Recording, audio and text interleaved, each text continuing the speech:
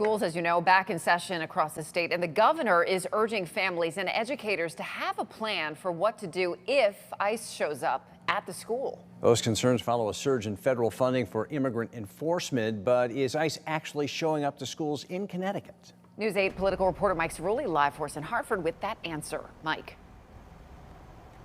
Good afternoon to you, Darren and Catherine. The short answer to that question is no. The head of the association representing school superintendents says based on all of his conversations with colleagues across the state, he has not heard of any instances where ICE has shown up looking for a student.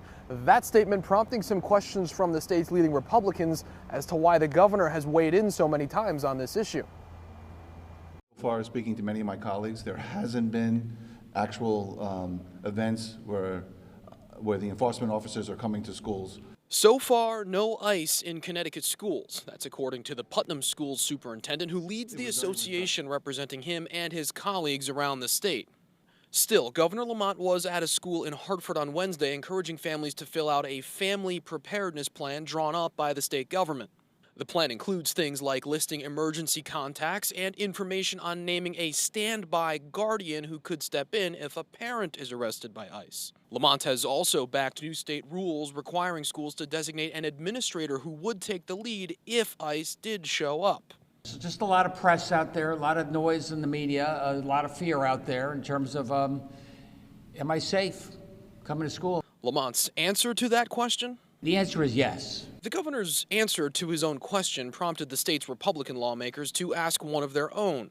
If students are safe in schools and ICE hasn't shown up, why hold a press conference about it? And I think the governor's press conferences are approaching a Seinfeld episode. It has a lot to do about nothing. And we are now putting forth policies and expending state energy on something that they admitted does not exist in the state of Connecticut. As for the Trump administration, they're adamant that ICE is not raiding schools, stating bluntly that ICE is not conducting enforcement operations at or raiding schools.